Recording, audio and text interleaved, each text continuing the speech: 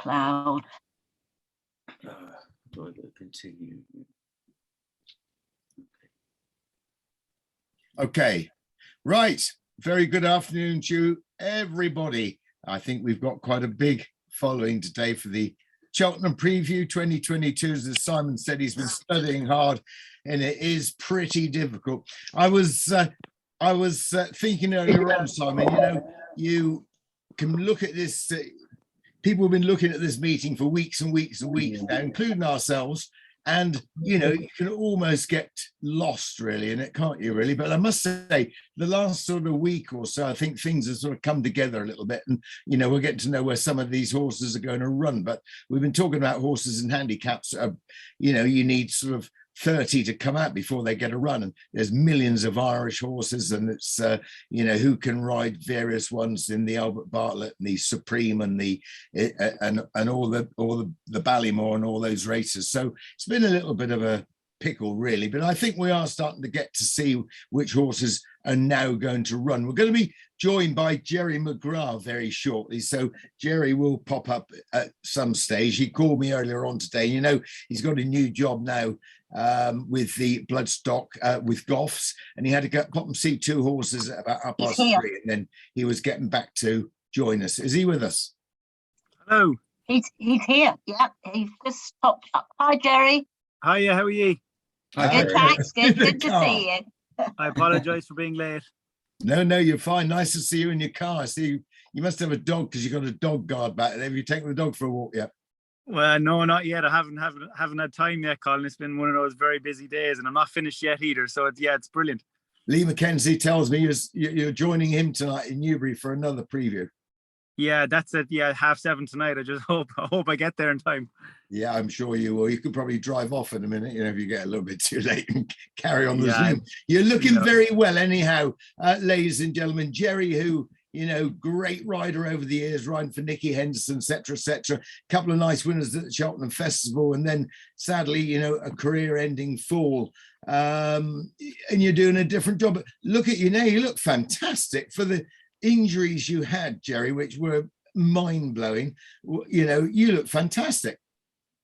Yeah, well, I suppose probably a lot better than I did this time last year when I was speaking to you, Colin. Well, for the Cheltenham preview last year when I was doing it, I was probably I probably don't even remember most of it because I was on that many painkillers and drugs and whatnot. So yeah, much better. Like I said, it just shows the progress he made in kind of 12 months has been incredible, and obviously thankful to everyone who's helped me along the line, especially like the IGF and Oaksy House and everyone else involved. Fantastic.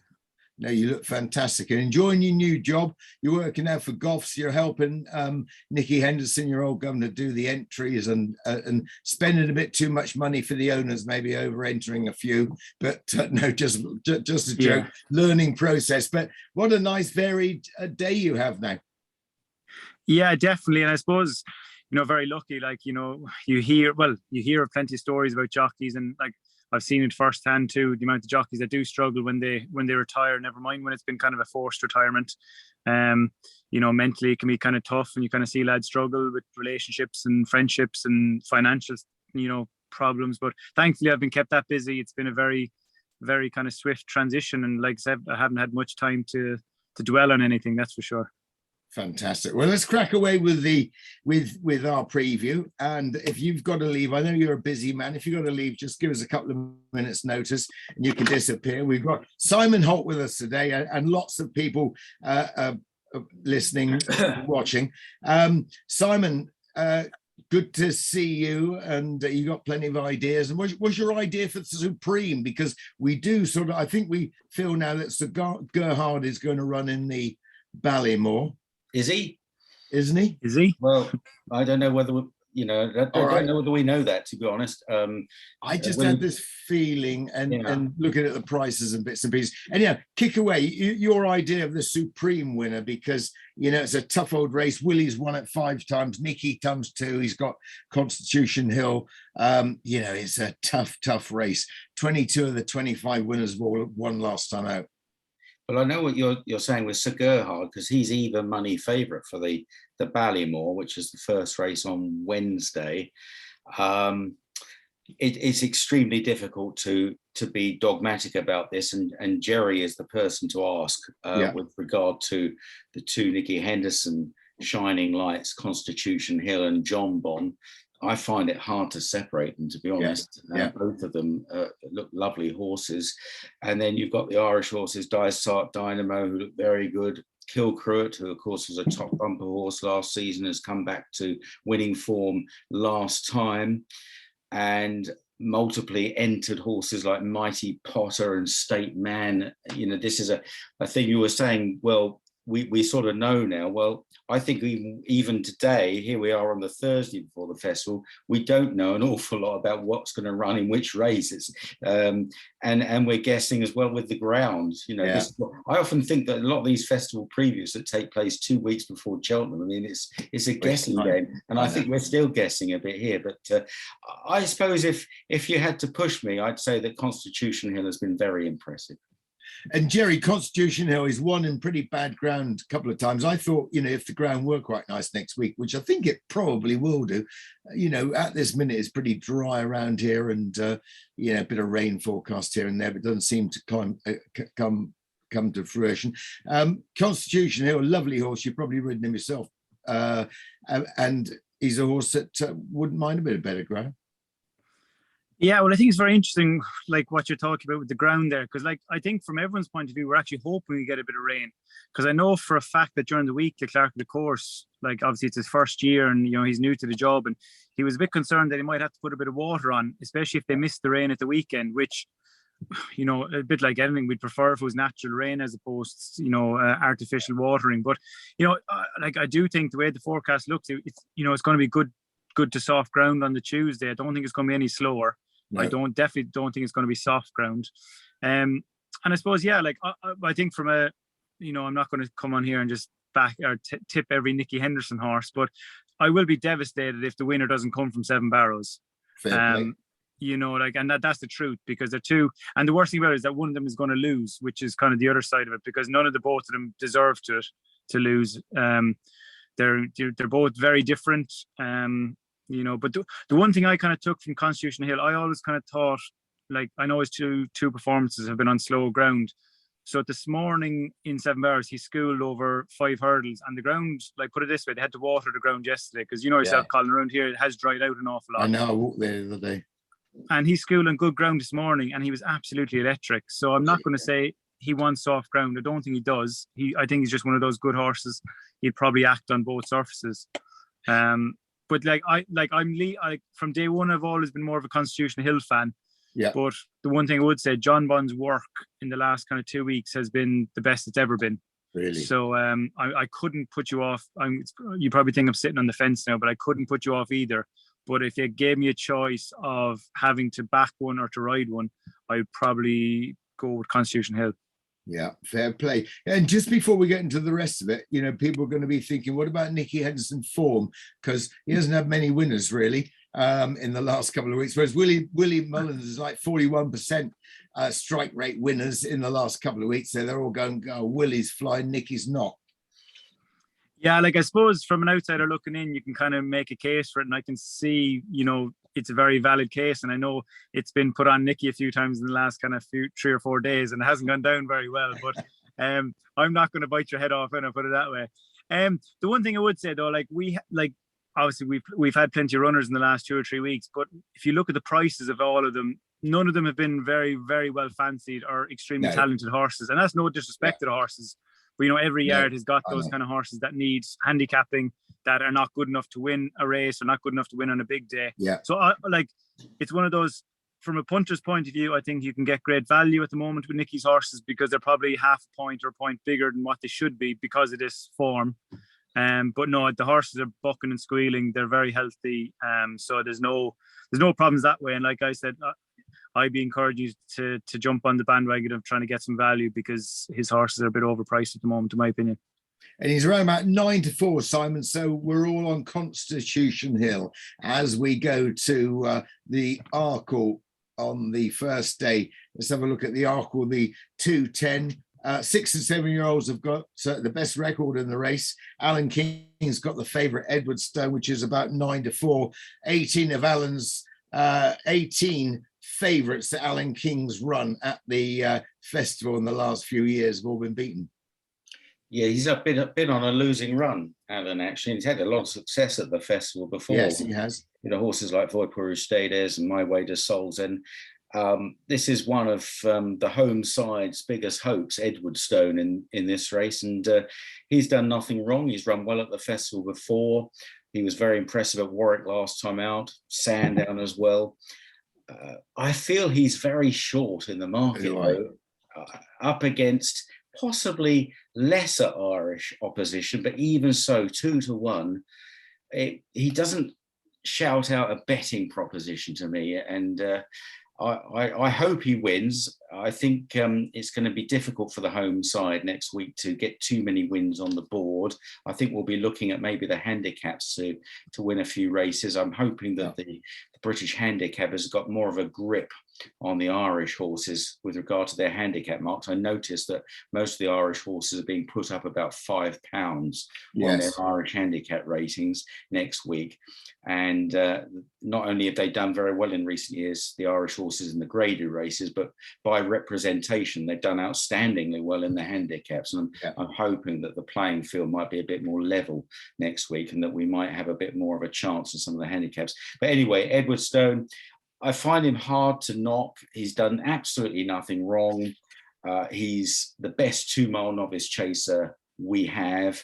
And the Irish horses, Blue Lord, Riviere de Tel, the mare, I don't think they're anything special. So I think if he puts in a clear round, he's got a very good chance. But 2-1 in any festival race is short enough. Fair play, but he's your selection. I would go with him, yeah.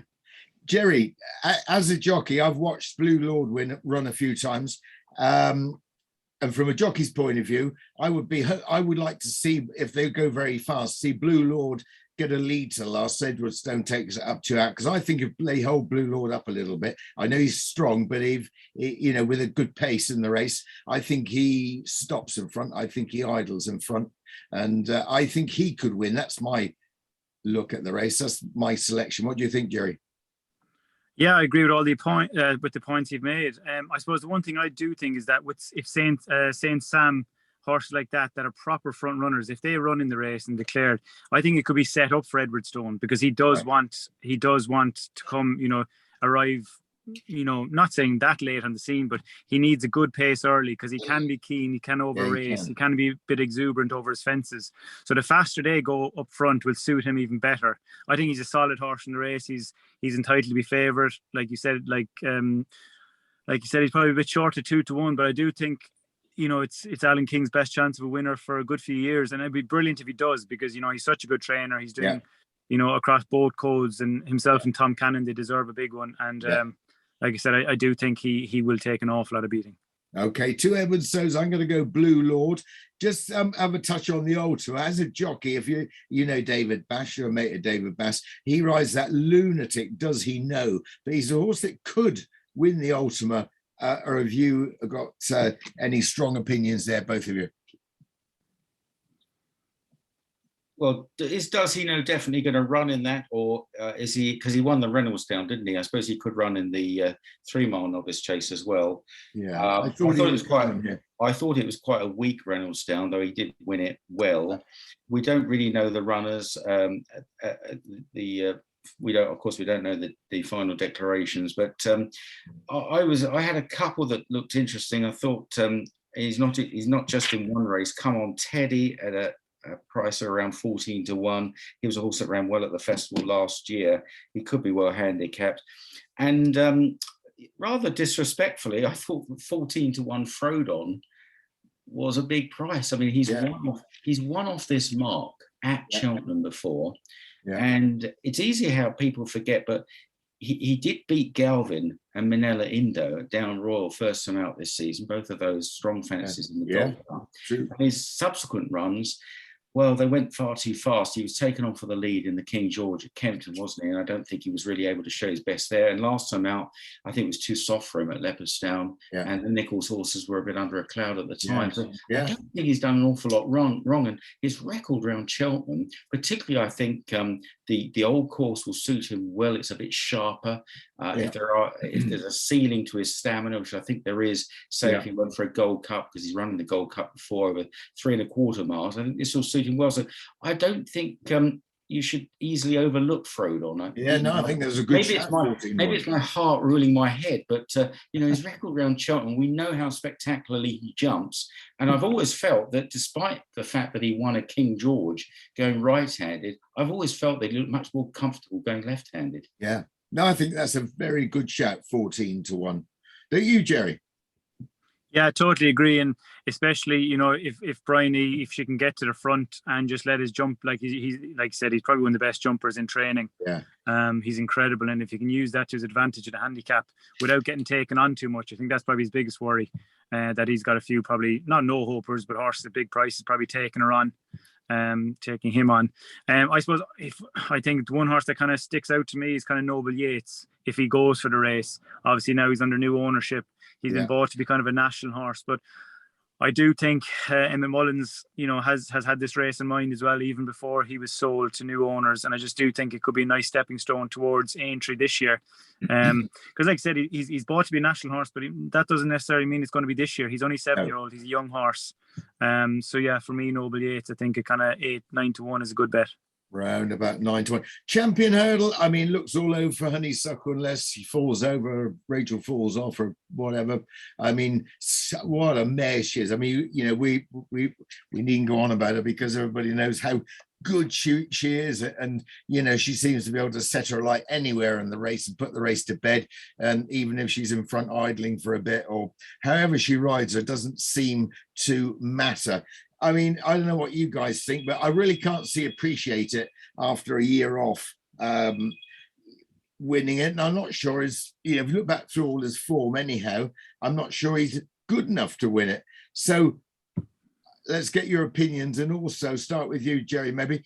But Epitaph, for me, past winner at round about 10-1. I mean, if I don't know what sort of form she's in. I'm sure you've seen her on the gallops. I mean, she must be a knocking each way bet or a bet without the favourite, because, she is just a lovely mare, jumps for fun, won't really mind what the ground is. Sure to go well, isn't she? Yeah, and like I said, she's been there, she's done it. She got plenty of experience around Cheltenham. She enjoys the track. I suppose back to the ground, I suppose she probably would be better with a bit more cut, but like I said, it's going to be the first stage. They're going to make it very, very safe ground. There's not going to be an issue that way. Like I said, we're not running her saying she's going to beat Honeysuckle. I think if she's in the first three, I think everyone will be delighted. And back to her form, she's in great form. She schooled this morning. Aidan Coleman rode her. She's in good order, and all systems go. And I agree. Honeysuckle wins. Appreciated. Very impressive last year in the Supreme. He won by 27 lengths or whatever, but what did he beat? Probably a very weak Supreme with hindsight.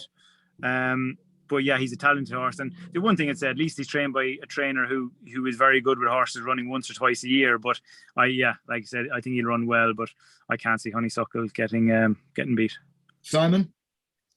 Well, I was interested that you could see the quote of Honeysuckle's owner saying that they don't need the £7 allowance, which I thought was quite interesting. And well, maybe, Rachel Blackmore should binge on a few pies and put up £7 overweight, and let's see if she's a proper champion. I'm basically against these allowances in championship races. I think it's a very benevolent allowance, and obviously Epitaph is going to benefit as well, and she's won a champion hurdle.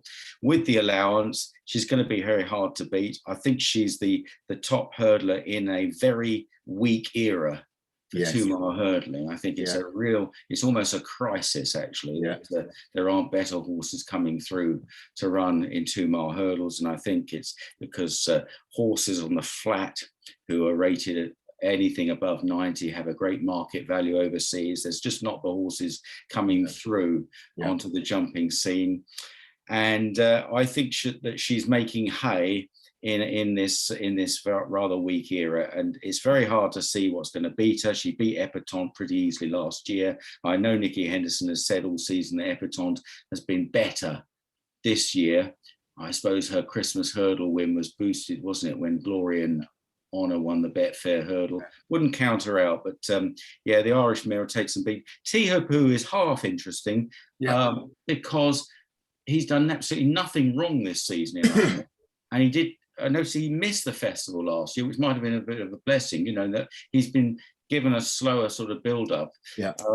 He's a horse that has got a lot more potential, I think. But as far as the sort of home team is concerned, you look at horses like Adagio, Glory and Fortune, I don't think they're going to be good enough.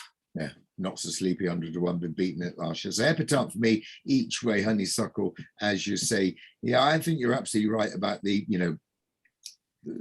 weak 2 mile hurdlers and the allowance. Actually, just a quick, I won years ago, I won the race, the RSA, on a mare called Leslie Ann. Someone reminded me the other day. And for everybody watching today, just wiki her, because she didn't get the allowance and she beat the best around of the sort of 80s decade and beat them well. I mean, same with Dawn Run, really. And now, this one these mares get this allowance. I agree. I think it shouldn't have it. Should be level playing field. Just a quick one on the Boodles before we move on, because it's just interesting. Anything, Simon, just a quick one that you fancy in the Boodles that you think could run really well? Well, I think the Irish look extremely strong in the juvenile hurdle department, and there's a lot of talk about this Willie Mullins, French import Gaelic Warrior, who's got a handicap rating of 129. And Ruby Walsh, I noticed, saying, well, they'd be disappointed if he wasn't better than a 129 horse. Never run here. Absolute guess, really. But I don't think that the home side are particularly strong. I think Harry Fry's horse, Forever Blessed, who was quite nice earlier in the season, then didn't run so well at Chepstow, but may have had excuses. Well, he could be half interesting. But there's a few others like the Tide Turns and HMS Seahorse. I think this is going to be a race that's going to be hard to beat the Irish, particularly possibly Gaelic Warrior. But the prices have gone. I mean, Gaelic Warrior, I think he's about 11-4, isn't he? So and really, you're betting blind. You're just going on sheer reputation. Willie Mullins 2 from 46 in handicaps. The Tide Turns, Jerry, I quite like. Around about 5-1. I thought they weren't very hard on him when they were 4th to Vauban and 4th to Tiapu and won a maiden. I thought that horse was a bet, really. The Tide Turns. Any ideas? Yeah, he was my kind of selection in the race as well, to be fair. He was like you said, he was no superstar on the flat. I think he was only 75, 77 horse, but he's really taken the jumping, and he won his maiden juvenile impressively. And I agree. I don't think they've been over hard on him on the track and handicap wise in the last couple of runs. And yeah, he's my kind of shorter price fancy. And just one other then at a bigger price is a horse called Bell X1. He's now trained by Paul Nichols, but he was trained by a small trainer in Ireland before being sold. He was just one of those horses. He's been off since October, but they were trying to sell him at a couple of sales and even privately as well. So I do think there's a genuine reason why he hasn't ran recently. I suppose you'd like to have seen him maybe have a spin on the flat or something just to, open the pipes. But yeah, like I said, I just think at 16-20-1, I think he's a bit of an each way shout. Yeah, okay. The Bell X1, the Tide Turns. The reason I think he didn't get too many winning chances on the flat. He was trained by Smart Prescott. He wasn't trying too many times. Probably. The Ballymore on the Wednesday. Well, does the Garhard run here, or where's he go? We know that Ginto runs. Desert Dynamo, does he run Journey with Me? It's a hard one to call, Jerry. Yeah, and I just back to what you said there about Ginto. Does he not go 3 miles? I don't know. Is that does confirmed? he? Okay. Yeah, I don't know. I'm not too sure. I just did see something the other day. Maybe it was at a preview or something that there was talks he might go 3 mile. I'm not too sure. Okay. He might have a better chance of winning the 3 miler because I think that's probably the weaker race. But yeah, it's an interesting race, and I think one horse that I've kind of followed is 3 Stripe Life of Gordon Elliott's. He's by Leading Light. He's a bit quirky, but I do think he's very, very talented, and I do think there's a big race in him. And I think it kind of, 10, 12 to 1, something like that. The last time I looked at him, what price he is now. I just thought he's very, very interesting. And, he's a sire that could be he deserves to have a good one. And I just think Three Stripe Life with Gordon Elliott's is very interesting. Okay, Simon? Well, it looks as though Hillcrest will probably go for the Albert Bartlett, true. doesn't it? Yeah. So, Yeah, he does, longer trip. And I think Jerry might be right about Ginto, who looks really promising. He too might go for the Albert Bartlett. We don't know. Sir Gerhard might run in this instead of the Supreme. He's even money for this Ballymore at the moment. If he runs, you would imagine he'd be very hard to beat. I think Paul Nicholls' horse Stage Star hasn't done an awful lot wrong, has he? I was very impressed with him at Newbury. Not really insofar as what he beat, but just the manner with which he travelled beautifully and jumped so well. He looks. And the dam was second to Quavega a few years ago. Really? Yes, really. Yeah. Well, most a lot of horses finished second to Quavega, didn't they? But anyway, I think he's a nice horse, and I don't know what Jerry knows about I Am Maximus, because he's in there, and he could be. I guess he's in one of the handicaps as well. I think Jerry, isn't he? Yeah, he's a very interesting horse, and like you said, hasn't been disappointing. But I suppose the last day when he was second at Cheltenham, he was beaten by probably what could be a monster. Like that could be a Gold Cup horse, Hillcrest. He's incredible. I think him and his trainer don't get the credit they probably deserve. No, I do think like he's a proper horse for the future, and the further and the better he goes over fences, he'd be even stronger again. But I think he just got outstayed that day on soft ground around Cheltenham. I suppose we really fancied him. We thought that was going to be his stepping stone towards a Grade 1. So there was no shame in getting beat by that horse. But yeah, like you said, he's in the handicaps. He's a very interesting horse. I think Nicky this year we've got a few horses like I Am Maximus, Balco Coastal, Surrey Quest, that they're progressive novices, but they're probably not going to win a Grade 1. So are they better just running a handicap? Which I do think this fella might fall into that category. He'll probably go for the Coral Cup. That's kind of the plan at the moment, But like you said, you'd see what happens at declarations. If it turned out to be, if there was only 6-7 runners declared for it, might be a different story. But plan A is to go for the Coral. Okay, so Sir Gerhard, Simon, for you, if he runs here, Stage Star maybe each way. Yeah, I think if Sir Gerhard runs, he'd take the beating. But yes, I'd be interested in Stage Star. I think he just hasn't done anything wrong for me. I've been very impressed with him. Yeah, agree. Brown's Advisory. This takes place of the old RSA chase. And what a race it is. We've got Willie's horse, Galopin Deschamps. We've got Brave Man's Game, who I think is a really good horse. I don't fall in love with too many horses and say I think this horse is going to be really, really top class. But I've got a feeling about this one, have done for a long time. I think he's going to be good. But it's a good race, Le Homme Presse and Ahoy Senor, and plenty of other good horses in the race. What a tough one it is. Well, we just don't know at this stage. It looks as though Galopin Deschamps and Bob Ollinger are going to run in the Turners novice chase on the Thursday. That will be some clash. Could be a small field for that. L'Homme Presse, we don't know about. Venetia Williams isn't sure. Some of her horses are under a bit of a cloud at the moment. It's a little bit uncertain. But what we do know, I think, is that Brave Man's Game and Ahoy Senor are going to renew rivalry after their clash at Kempton over Christmas. And Brave Man's Game just looked a much more organised horse on that occasion. Ahoy Senor's jumping was a little bit erratic. I think he's a really nice horse at Ahoy Senor, great prospect. But Brave Man's Game has a very appealing way of going, and his jumping is pretty immaculate as well. And, he defied a fairly high mark in a handicap last time out at Newbury. I think both of the horses he beat there, Pat's Fancy, who's in the National Hunt Chase, and Grumpy Charlie, who's got some handicap entries. I think those two are both decent horses and could run well at the festival as well. So, I'm with you, Colin. I'm a big fan of Brave Man's Game. We might ask Jerry about Dusart, who is an absolutely gorgeous horse, but he's looked so raw and novice-y so far over fences. And Dusart's around about 16 to 1.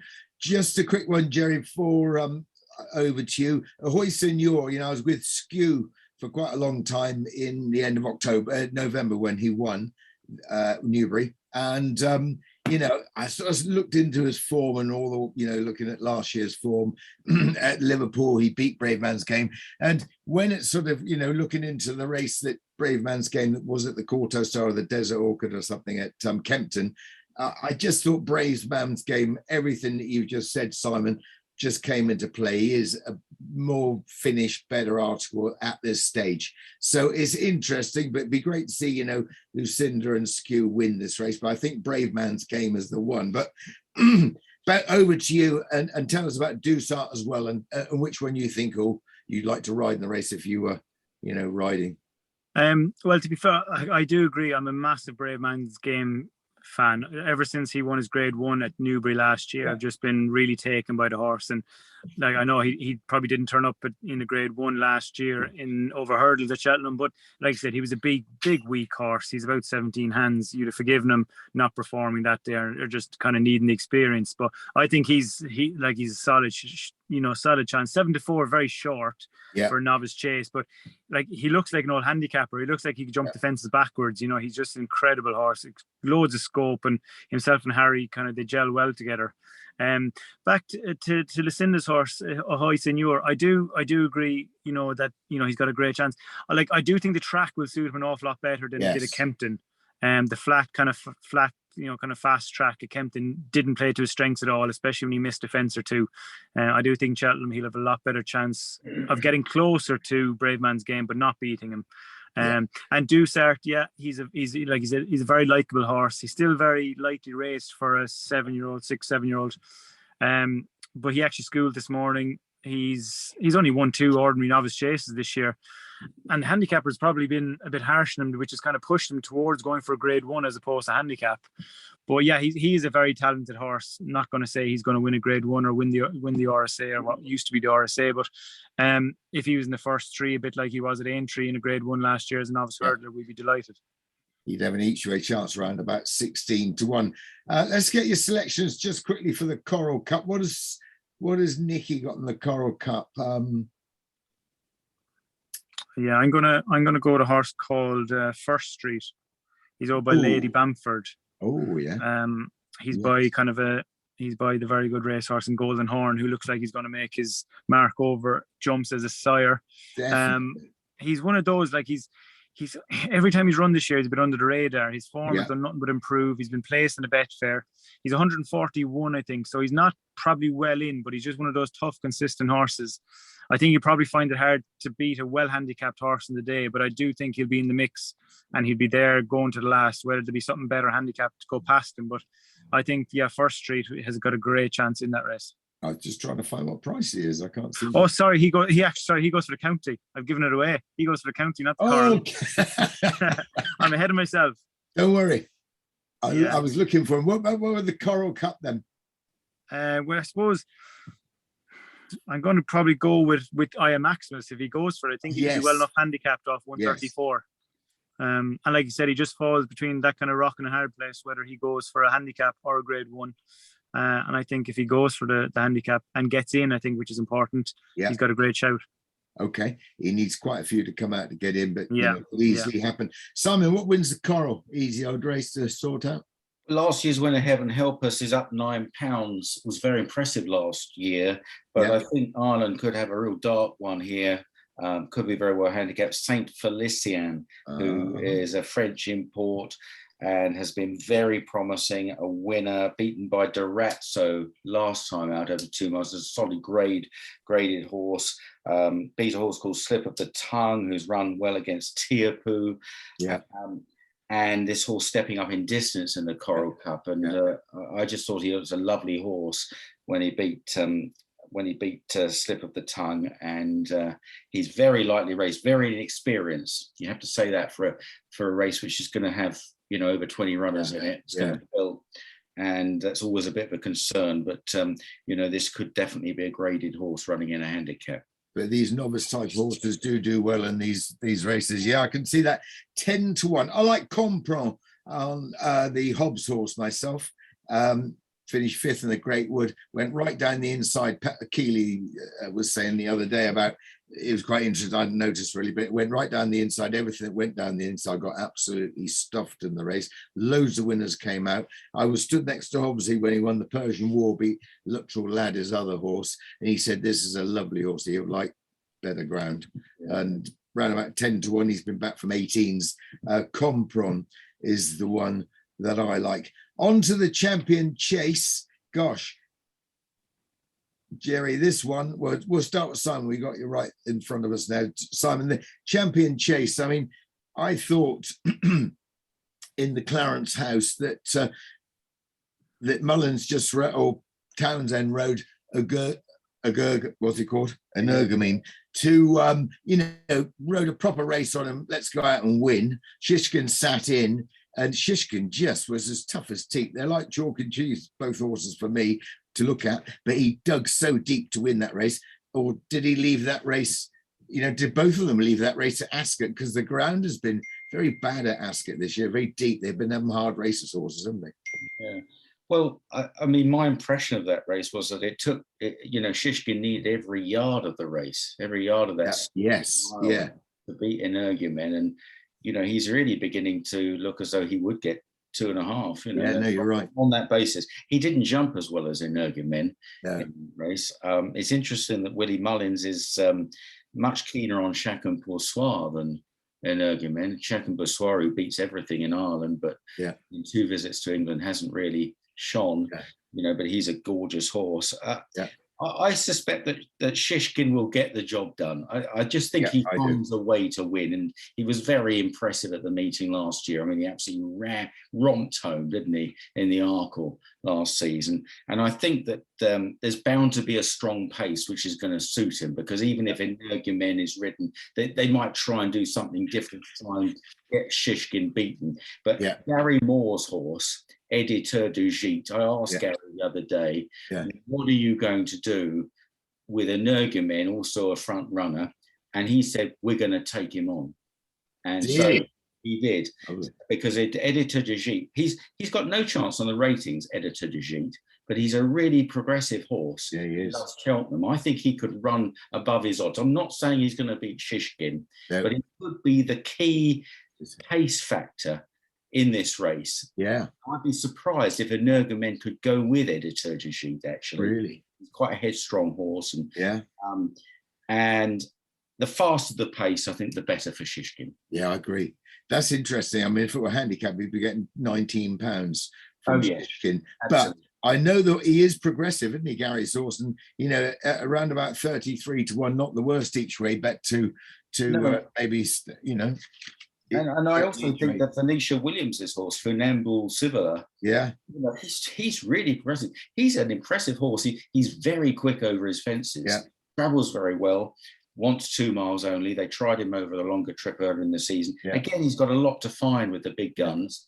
But I think he's a bit more open than it looks. I still think he probably will do enough to win, but it's a bit deeper than just a rematch between him and Energumen, I think. Yeah, that's very interesting. You could throw in Put the Kettle On as well, couldn't you? Really, because she's won it before, and third she won it last year, didn't she? Was it last year? Yeah. No, I agree. Jerry, how did Shishkin go up over those fences on the watered ground at Seven Barrows? Yeah, like you said, lads, I think you could run the race 3 or 4 different times, and I think you'd probably still get the same result. I think he's fairly solid. I agree with Simon. The faster they go, which they're going to go fast, you know what I mean? They tried to do that at Ascot, Paul Townend, and it worked for a long way, because they did put a lot of pressure on his jumping. But the main thing is a Shishkin, and it's not an obvious thing, and a lot of people probably don't pick up on it, but he is a much better horse going left-handed. When he goes right-handed, when he puts himself right, he goes left. He might lose half a length at 3 or 4 fences the whole way around, which over 2 miles at Champion's Chase speed is a lot. But he's much better horse going left-handed, much more efficient. If he does need to sort himself out, he goes left, but he's got, he's not giving away ground at least. I think he's fairly solid. It's one of those, he's too short to be having a few quid on. It's a real race that you're just going to sit back, watch and enjoy. I hope he wins. He's an incredibly talented horse. I've always said it from day one, though. He is a Gold Cup horse running over 2 miles. you know, if you ran him over 2 miles on the Wednesday, you could pull him out on the Friday and run him the Gold Cup. He'd get the trip. You know, he's one of those horses. He's so laid back. He's got a great constitution, and I think he's got incredible mindset. And I just think he wins. Simple as. I saw Altior out in the field a couple of days ago when we were walking up past Fitzy's with the dogs. And is Shishkin better than Altior? I suppose Altior would have a lot more natural speed.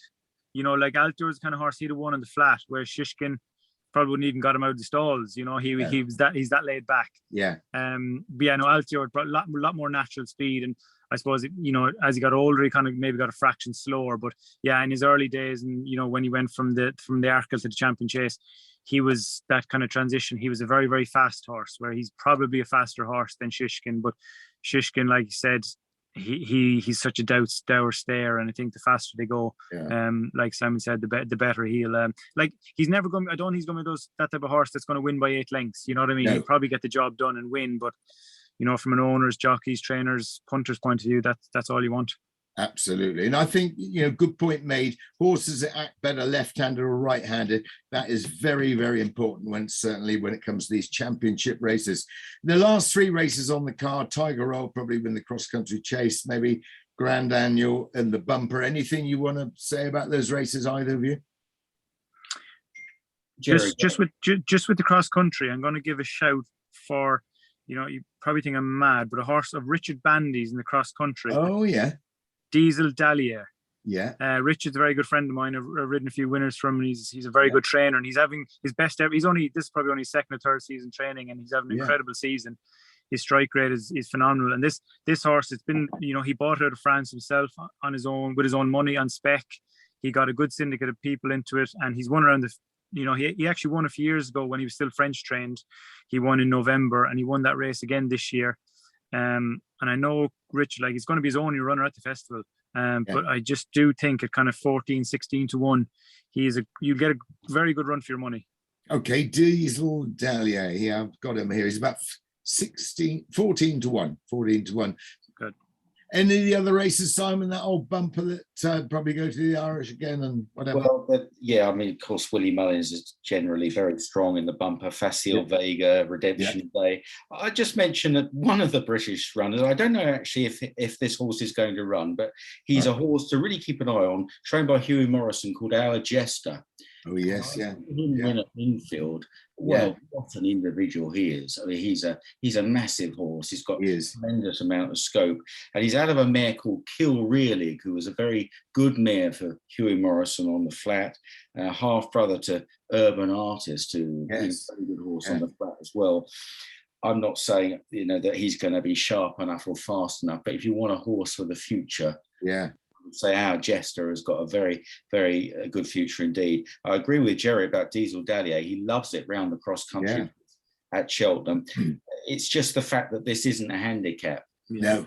You know, that his best runs around Cheltenham have been in handicaps, and you know, at the weights with Tiger Roll and probably this horse Prong Guard that's now owned by JP McManus, it's going to be tougher. But I agree with Jerry. You know, he's going to run a good race, that horse. I think it should be a handicap personally. And Our Jester, of course, he won at Royal Ascot. Steve Drown won on him. And that's Our Jester, 20 to 1 for the Bumper. So that's interesting. Moving on to day 3. Right. The Turners. Not going to be many runners in the Turners. And Bob Ollinger, I mean, he's got a right engine, but he doesn't really hasn't jumped that well, has he? Hasn't had that much practice yet, but I thought when they set him alight the other day and he flew the last, I thought he was okay. Probably should win. What sort of price is he going to be? Bob Ollinger, let's have a look. Simon. Well, this actually I think could burn up into a really small field. So do I, sadly. Shouldn't. I think Bob Ollinger and Galopin Deschamps, if they do take each other on, might not have too many other rivals. It's a fantastic clash. Nobody could fail to have been impressed with Galopin Deschamps on his chasing debut. Perhaps he was a little bit bold at Leopardstown over the Dublin Racing Festival, but he still looked very good. He's a fantastic prospect. Bob Ollinger, we saw what he can do last year when he floored Brave Man's Game. Yeah, you know, and I don't think Paul Nicholls could believe it, really. that Bob Ollinger, that a horse could run away from Brave Man's Game I like know, Bob I Ollinger know. did last year. So 2 formidably good horses. L'Homme Presse could run in this, but equally he could step up to the 3 miles in the Brown Advisory. He would be the best staying British novice, wouldn't Yes. he, after Brave Man's Game? Fair play. Do you know, quite interested in Brave Man's Game? Harry Cobden said last year that when he finished third in the Ballymore, Ballymore, and then second to Ahoy Senior at Liverpool, he just made a little bit of a noise. They didn't do a wind up, but he might just a bit of weakness and just big horse and just come to the end of his season, and wasn't so he could be extra special. I think Brave Man's Game. But they also said that they rather learned that perhaps they've been overtraining him, that he doesn't need a lot of work, and I think they've learned a bit about the horse. Probably, it's not always a bad thing if a horse gets beaten, and then you can learn from it. No, that's right. And I'm sure that he probably wasn't at his best when he was beaten by Ahoy Senior at Aintree, having been thumped by Bob Ollinger at Cheltenham. And we've seen this season, I think he's had a very measured campaign, and probably in between the races, that they haven't worked him so hard. And makes all the form look even better. Jerry, Galopin Deschamps or Bob Ollinger? Yeah, I suppose this is another example of kind of these 2 horses. They've done nothing wrong all season, and one of them is going to have to get beat. I think Galopin Deschamps is, he's probably my pick. But I do agree with Simon, though. The one worry I'd have is that he's just a bit fresh, and he can just let fly at his fences.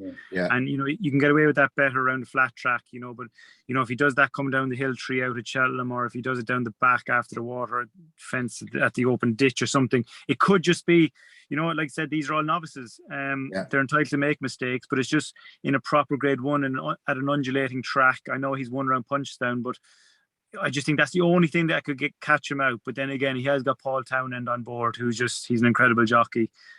So he's going to be wise to that, and he's going to go with him if he needs to, and he's going to slip the reins, I think, if he needs to. But I just think that would just be my only worry with the horse, that he can be a bit exuberant, and he's won the horse.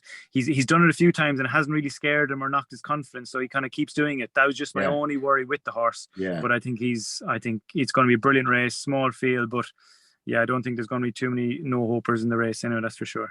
But it'll be on the new track, so if he lets fly at one, it's not as bad as the old track. True. Yeah, that's true. It's on the Thursday, isn't it? Yeah, so that's a good point. Okay. Got any thoughts for the Pertemps, both of you? Just a quick one.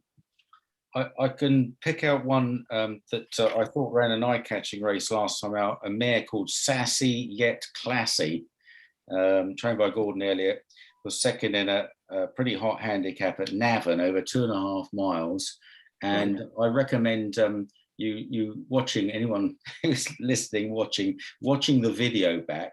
And actually, when they turn into the home straight, she's on the outside and she's quite well back. And then the cameraman goes in tight at the finish, as directors love, which is a complete anathema and absolutely useless to people watching. But suddenly this thing appears in shot in the last few strides, absolutely flying home from a hopeless position over 2.5 miles. I must look her up. I just think that she could be very interesting in the Pertemps. She was second to a horse called Futurum Regum, who's been in very good form, looks an improving sort. Just one I've picked out. Elliott's also going to have Sire de Burley, who's won the race twice before, and he's only £3 higher than when he won the race 2 festivals ago. He ran in the Stayers Hurdle last year, so he's been there, got the T-shirt. And the other interesting runner, I think, is one. I think it's Fergal O'Brien trains it, called Ala Philippe. Yeah, I like Ala Philippe. Got qualified at Warwick. Only start so far this season, had an entry in the Stayers Hurdle. I'm assuming he's going to run the Pertemps. Yeah, I think he is. Last season he was 5th in the Albert Bartlett, so I thought he was obviously an interesting one, but he's 8-1, so he's my Sassy Yet Classy. 20-1, so I would suggest a bit of each way. I've backed a Great View for the last 2 or 3 years. It's always finishes in the first 5, and I've backed it like first 5 places. But I'm an Alaphilippe fan. I think he won't be far away in Sporting, John. Jerry, did we talk to you about any thoughts on this race quickly? I'm gonna go with Gordon Elliott as well, but I'm actually going to go with a horse called Tully Beg. Okay. I think a bit like Simon said there. Go back and watch this fella's last run. It was in Cheltenham in October. He finished 5th of 14. Jockey wasn't overhard him. Qualified for the race. Like I said, you would have probably liked to have just seen him have a run this season or like this side of the new year. But whether they've just really just thought he's off a very workable mark and didn't want to affect it and just put him away, I think he's been probably laid out for the race since qualifying for the race. And I just think he's a horse that all kind of followed. And I think he's very interesting at kind of 10, 12 to 1. What about Dame de Company? Does he run in here? Does she run here? Yeah, she does. She's obviously a former Coral Cup winner, but she actually schooled this morning and she schooled with cheek pieces on. So there she's going to wear them. I did ask Nikki which race he was leaning towards because she's in the Coral as well. And he said more likely she's going to run in this race, in the Pretemps. But yeah, like I said, she's one of those mares you'd love to see her run a big race. She's probably, her best days are probably behind her. But yeah, she's a very good, tough, genuine mare, and hopefully she runs a big race. But I probably think, there's a few in there probably ahead of her improvement wise. Okay. The Ryanair 450, I thought Mellon had a little each way chance, but would you agree that Allaho probably will follow up from last year? And though I think I've read just before we came on this afternoon that Conflated, the owner, wants him to run in the Ryanair chase. Is that right? Have you heard that? Either of you? I don't know. Yeah, I think you're right. Conflated. Well, he doesn't go for the Gold Cup, so I'm assuming he goes for the Ryanair. Yeah. So Allaho wins again, do you think, both of you? Yeah, I think it's one of those races. It's going to bar Allaho in the race. It's going to be wide open. Mr. Fisher schooled this morning with the intention that if he schooled well, that they're going to run him and probably hope to nick a bit of prize money, especially if the ground dries up later on the week as well. He could run a big race, and he's on all known form. He's not going to beat Allaho, but if he can finish second or third and pick up a bit of useful prize money, that might go towards the championship. Well and good. But yeah, I think Allaho, he's solid. It's a bit of a pity because it is like these championship races, you don't really want a clear-cut kind of favourite like he is, and he's entitled to be it. But like I said, I think he wins. Simon? As Jimmy Ari. I think if he puts up the same performance he did 12 months ago, then he's obviously very, very hard to beat. Yes. But it's just possible that might have been a peak performance. It was an outstanding display of jumping. I haven't been quite so enamoured with him in his 2 starts this season. He might have been a bit lucky to win first time out because Asterion Forlange was definitely challenging him when making his customary jumping error. Yeah. And then last time out, the horse he beat, who will renew rivalry, Fakir Duderie, who's won since at Ascot, he made a terrible mistake in the early part of the race. And I just think Allaho's jumping hasn't been quite so impressive as it was in this race last year. So he wouldn't be one that I would be lumping on at a short price. Having said that, my long-term fancy for this was a horse called St. Calvados, who ran very well in the King George and didn't really get home. Don't think he gets 3 miles. But then, unfortunately, last time out behind Fakir Duderie at Ascot, he was well beaten and he appears to have broken a blood vessel. Now, whether he's going to run or not, I don't know. But he nearly won this race 2 years ago. Yeah, he did with Harry Whittington. And St. Calvados was slightly blocked off on the run-in, had to switch round Min, but for that might have beaten Min. Well, that form's pretty high class. And for a horse that can run like he did in the King George, the trip, I think this is the perfect race for him, but there must be a little bit of a question mark over him. I think we'll just have to see what turns up against Allaho, but a lot of people will have him as the banker of the meeting. You've also got Shan Blue in there for Dan Skelton. I wonder if he might be better at 3 miles, but, he's a very talented horse as well. Yeah. So I don't think it's cut and dry. No, well said. That's interesting. Jerry, how are you doing for time? Because we've got a quick one on the Friday. How are you doing? Yeah, I might just have to go very soon if that's okay, Colin. No problem. Let's just have a quick look then at the stayers, and then we'll just go for the Gold Cup on the Friday, and you can put it into gear and go. Good. Yeah, well, I was hoping to stay for this one because I'm going to put on my Nikki Henderson cap here now, and definitely like Champ. I just think his work has been incredible the last kind of 10 days. I think at 5-1, I think he's like I said, when he won at Ascot, he went favourite for the World Hurdle. Then he was a bit disappointing the last day. But yeah, I think he's a solid bet at 5-1. He's in great form. I could not put anyone off backing him. And you can make a case for a few in the race, but you can also put a few lines through some of them, and I'd like to think he'd beat Paisley Park. He'll overturn the form there. Flooring Porter, he's a very talented horse, but he's very quirky, and I do think with the crowds back this year and stuff like that could go against him.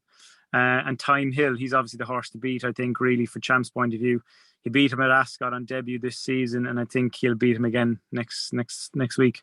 I've been a Time Hill fan, although I have been a Champ fan. I did tip him up when he won the RSA. People thought I was a lunatic, and Manilo Indo made a bad mistake and he came through and won.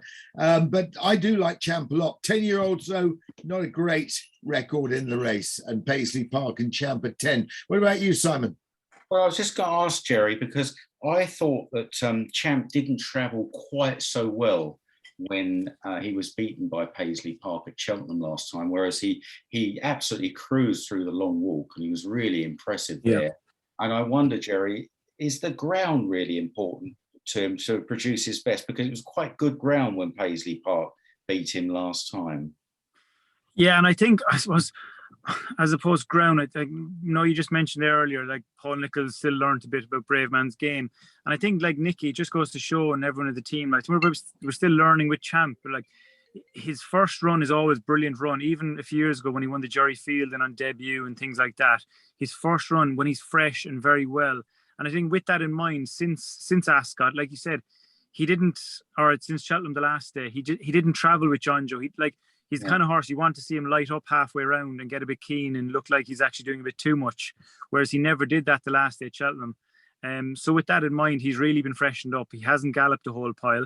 Only the last 10 days, he's done a couple of bits just to really kind of, put the finishing touches to him. So with that in mind, he has been kept very, very fresh, and you can kind of see the signs of that at home now, because he is very, very well in himself. So yeah, we just have made a few kind of alterations with his training. He's had just basically an easier time of it, without letting him get unfit or kind of fat. So yeah, no, I think with that in mind, he's been trained a bit differently. I think that's been one of the main keys to why he runs so well fresh. Who rides him, Jerry? John Joe has been booked to ride him, I think, again. Yeah, that's the plan. And Aidan stays on there. So if you got just a couple of more minutes, we'll just touch on the Triumph Hurdle the next day. What would you ride if you had the choice? Would it be Vauban? Would it be Pied Piper? Would it be Night Salute or Dr. Parnassus, Teddy Blue? I think Pied Piper, I think, is a very solid horse. I think it was very interesting that Gordon went to the track with him and gave him a bit of experience around the track, and which I think would stand in good stead. Night Salute obviously is one around the track as well, but I think Pied Piper's a better horse. I think he was a better horse in the flat, and I think he's probably going to be better over jumps. And I think I think those owners, the new owners, I think that's their best chance of having a festival winner this year for sure. Okay, and should we just get your thoughts on the Gold Cup, and then you can put it into gear and go, and Simon and I'll just pop through the Gold Cup if he doesn't mind. When you're driving off to the next gig, you're a busy man. Gold Cup, what wins the Gold Cup? Because before you sort of kick away, I mean, the RS, they're queuing up in the betting, first, second, third favourites. Protectorat, then we got Al Boom Photo, Tornado Flyer, Allaho probably won't run. But say whatever you think will win the Gold Cup, but tell us a little bit about Chantry House, because he's won 9 from 12 races, never looks like he's ever going to impress, but gets the job done. Yeah, and obviously, he actually schooled out this morning, and he actually looks like a horse that at home he looks like a 2-miler, but then just for some reason on the track he just doesn't travel and jump. No, he doesn't. With the kind of it looks as if he's not trying very hard, but the one thing I would say is that he did come back from his last run very, very stiff. And he's had a bit of help. He's had an awful lot of physio. Ger Kelly, who's JP's vet, he's been in and just, really got stuck into him with, like I said, with physio and loads of different kind of things just to get him moving and kind of use himself a bit better. But yeah, like I said, looking at him this morning, he's in great form. Here, there's no point trying to say he's going to win a Gold Cup. He's not. He's not good enough in all known form. If he was in the first three, brilliant. But like I said, it's an uphill struggle for him at the Gold Cup. He's going to be probably, if he's in the first 3 or 4, would be a very good result. For me, I think a Plutard is very, very. Yeah, I think he's a very good horse, and obviously last year he got pipped, but like this year, like he was so impressive at Haydock. Fair enough, you can kind of say what did he beat, whatever. And then I think at the last at Leopardstown, I think everyone kind of said, like, between Rachel and Henry, they probably rode it and kind of just got everything wrong on the day and still ran a very good race. So I think he's probably just gone in there small but on the radar, and I think he can definitely reverse form with Manila Indo, and I think he'll take an awful lot of beating. Fantastic. Right, Jerry, thank you very much indeed on behalf of the RCA and all of us. Thank you. Enjoy your evening today. I'm going to just crack away with Simon for another few minutes. Thank you very much indeed. All the best, lads. Have a good Cheltenham. All the best. Bye-bye. See you soon. Bye-bye. Thanks, Jerry. Simon, let's just go back, if you don't mind. Where are we? Let's just go back to the Triumph Hurdle. Let's have a look at the Triumph Hurdle and just touch on anything you want to, down through the card for Friday. We needn't be all night, but just for a few more minutes, if you don't mind. Well, it's very uninspiring, but I think Willie Mullins' horse Vauban, he looks a bit special to me. I mean, he's a liquid winner on the flat in France. He's had just the 2 runs over hurdles, and he put them in their place, didn't he, last time out at Leopardstown? Or had looked very good previously, but couldn't really live with him. So, and I'm sure the horse will have all sorts of targets. There was talk that maybe he could even be trained for a Melbourne Cup. I think he's a class animal. The County Hurdle. Going back to that horse I tipped earlier in the Coral Cup, St. Felicien, Slip of the Tongue, who's been running in some good novice races behind St. Felicien, behind Tihabu, then won at Navan in a listed class. So he's in the County Hurdle. Thought he'd be very interesting. And the horse Jerry picked out from Nikki Henderson's yard, First Street, he ran a lovely race, I thought, in the Betfair Hurdle at Newbury. Definitely got a chance. And a real dark one. I don't know whether this is going to run at all because he hasn't run the whole year. A horse of Ollie Murphy's called Coppolis. Oh, yeah.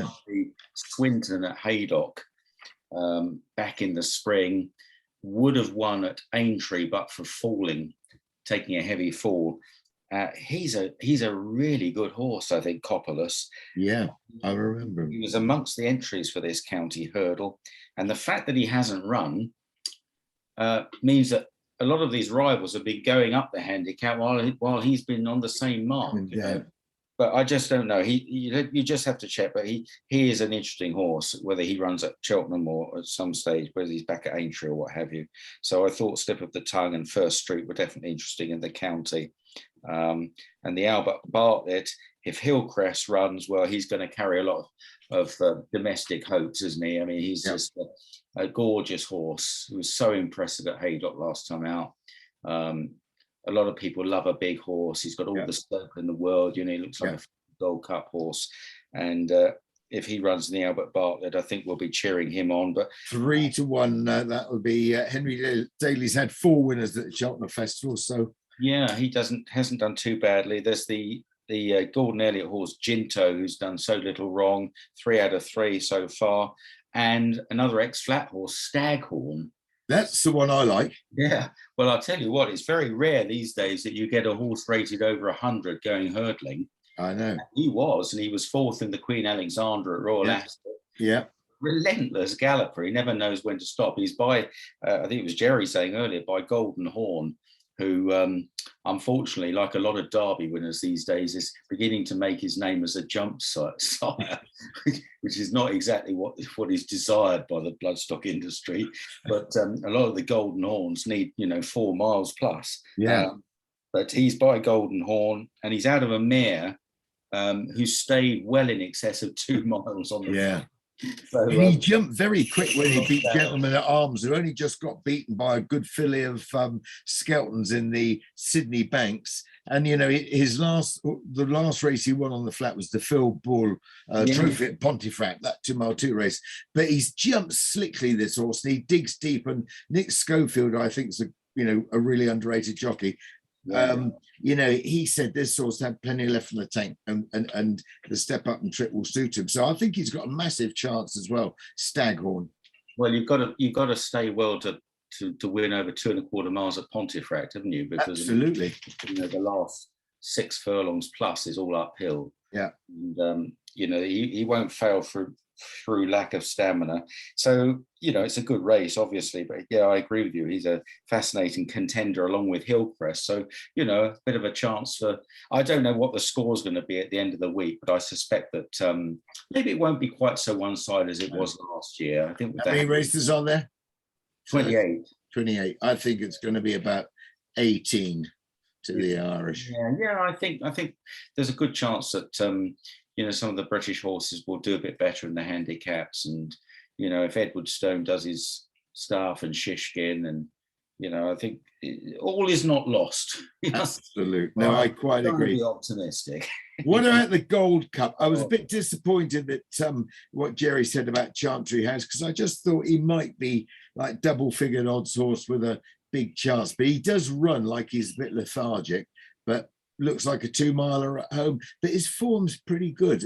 Have you considered him? No, I couldn't have him, to be honest. I mean, so who wins? The fact he said that he was stiff after the Cotswold chase, and of course he ran terribly in the King George. You wonder if there's actually something a bit amiss, you know. Yeah, you do.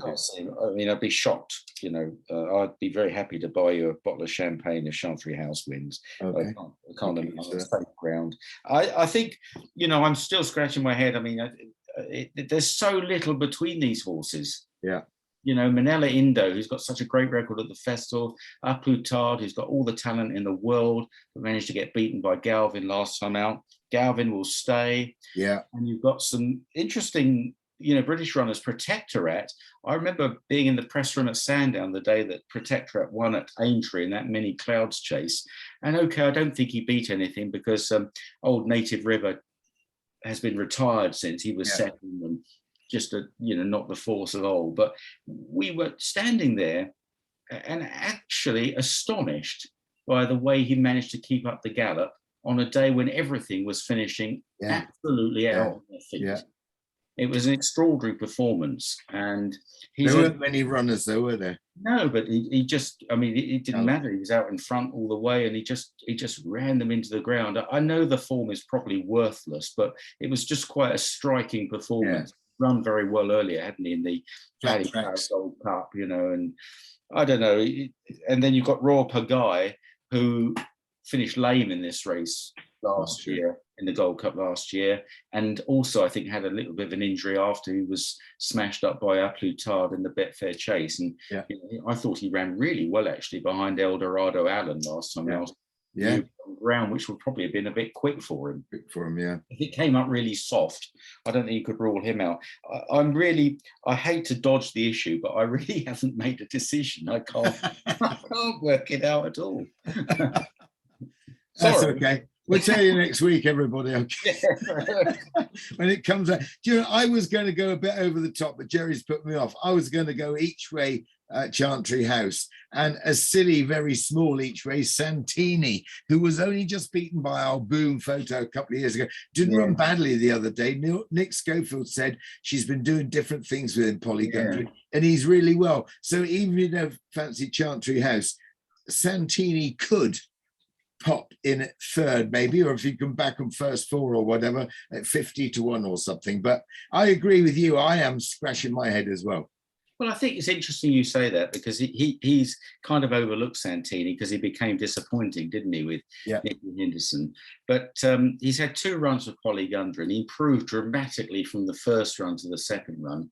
And if you think back to when Al Boom Photo beat him in the Gold Cup, and I remember the race well. I was commentating, and I couldn't. I tell you what, 4 or 5 strides after the line, Santini would have won that Gold Cup. He was staying on so strongly at the finish. But after the run against Chantry House, I thought, oh, this looks a Grand National horse now. Yes. I'd love to see him running the Grand National, because he looks as though he's an out and out stayer, just keeps going. But you never know, and I wouldn't put you off, because he's run second in the Gold Cup before. Yeah. The horse that he probably would have beaten in a few more strides has won 2 Gold Cups. 2 Gold Cups. You're right. Perhaps we should be having a bit of each way on Santini, in the absence of any other bright ideas. Sorry.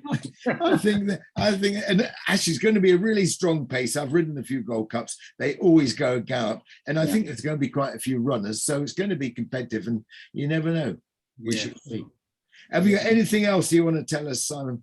Anything else to mention? Any good things in the Martin Pipe? A friend of mine had a horse in it, which I was really starting to fancy, called Might Eye, who was third to John Bond the other day. Second horse won at Kelso. He was second to Constitution Hill, but I'm not sure he's going to go, to be perfectly honest. But if he did run, I wouldn't put anybody off Might Eye, but he might struggle to get in. That's the other thing, because he's only off 135.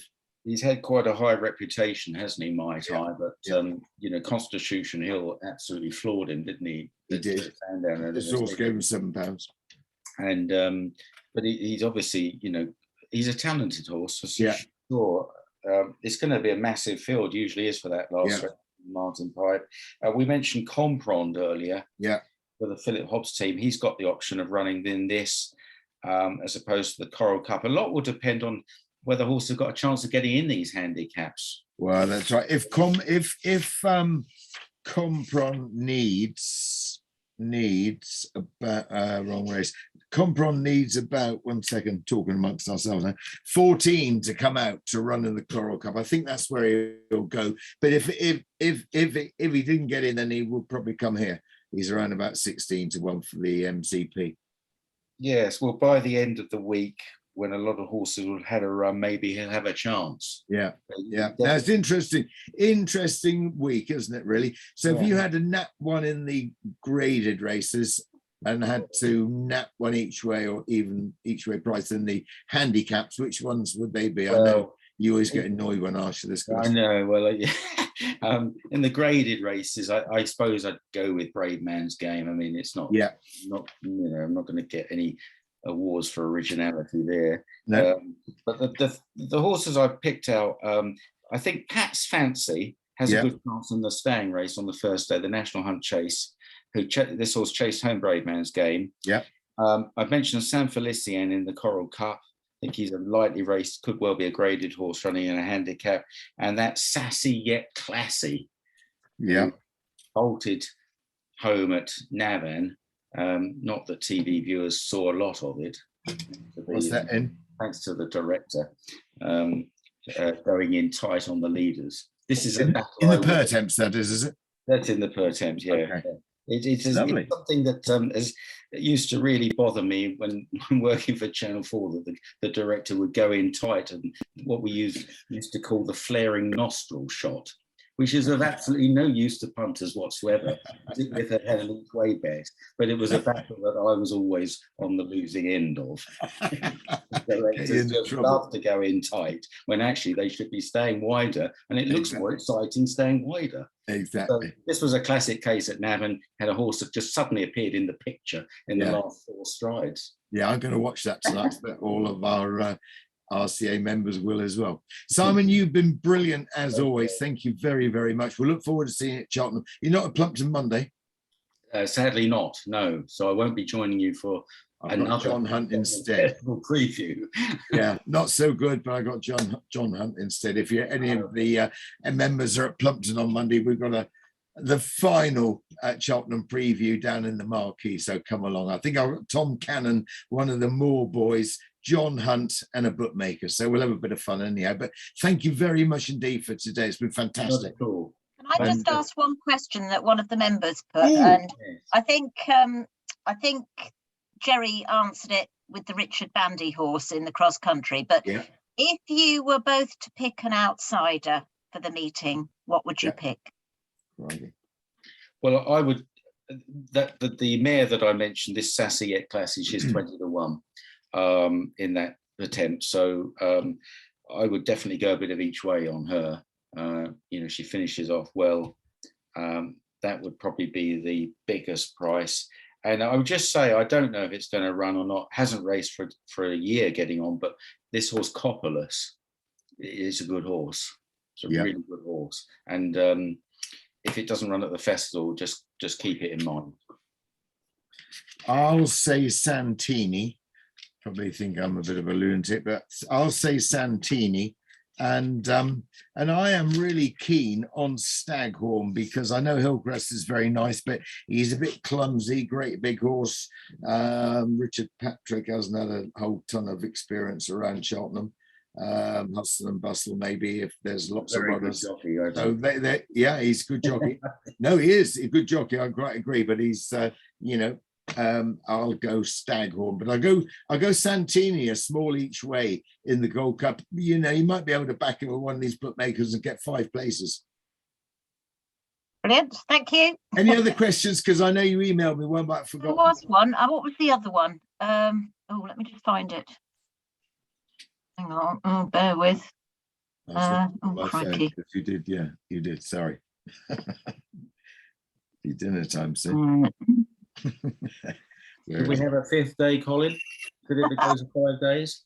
No, I'm not mad on 5 days, diluting it a bit. I like the big races, like the Turners could end up not too many runners. And, I just like top class racing. Cheltenham's Cheltenham, and Royal Ascot I don't mind because the Tuesday at Royal Ascot is a bit like the Tuesday at Cheltenham, really.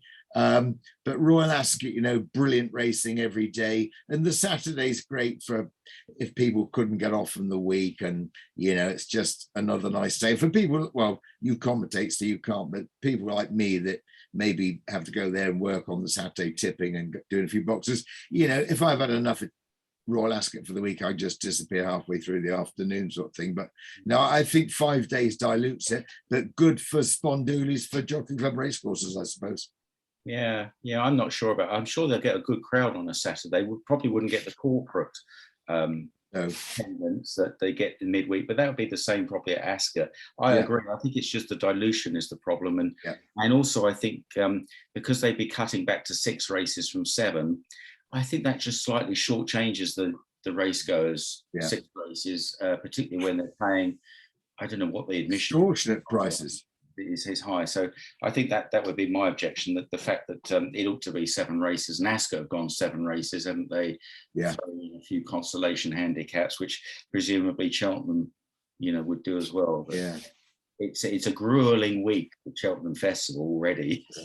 Oh, you're there for 2 days. I'm there for 3. I think the 5th day could just bottom a few people. Yeah, I quite agree. I found the other question. It's from David Chapman. I wonder if the handicapper will be too lenient with the Irish horses. I expect the Irish will win many of the conditions races, but I wonder if the team thinks that the handicaps should be more evenly shared. Well, this has been a burning question, and I think it's been almost a scandal in recent years how well handicapped the Irish have been at the festival. The trouble is that there's no harmonisation between the British and Irish handicappers. They have a completely different way of handicapping. And so the British handicappers are forced to run their own Irish handicap. And I don't think they've really got to grips with the Irish horses. And I'm just hoping that this year they might have got a bit closer, because the Irish record, notwithstanding their successes in graded races in recent seasons, because they've got the best horses, that's fair enough. But you'd have thought that handicaps should be a more of a level playing field. But by representation, they've not only been winning quite a few of the handicaps, but they've been getting a lot of placings as well. So they've been performing exceptionally well in handicaps, suggesting that the handicappers haven't quite got it right. And as I said earlier, it looks to me as though the British handicapper is basically adding on £5 to most of the Irish handicap horses' marks. So I think it might be a bit more fair. Level play. Yeah, I do. Yeah, but it's definitely not been right in recent seasons, and you feel sorry for the owners and trainers of some of the horses, British trained horses running in the handicaps, because they and even this year it'll be hard because Willie Mullins has got some pretty unexposed horses going into the handicaps. You just don't know how good they are. The horse I mentioned, Saint Felicien, running in the Coral Cup, you know, he's only had one run in France, which he won, and he's had 2 runs in Ireland, you know. Yeah. I have no idea. And the handicapper will find it very hard to put a mark on those horses. Yeah, agreed. Right. Right. Thank you very Thank much. you, Marianne. As always, you've organised the whole job beautifully. And Simon, thank you very much for your input. It's invaluable, and your time very generous. Thank you. All right. Thank Cheerio. you, everyone. Have a great Cheltenham. Bye. Bye. Good Bye-bye. luck, everyone. Thank you.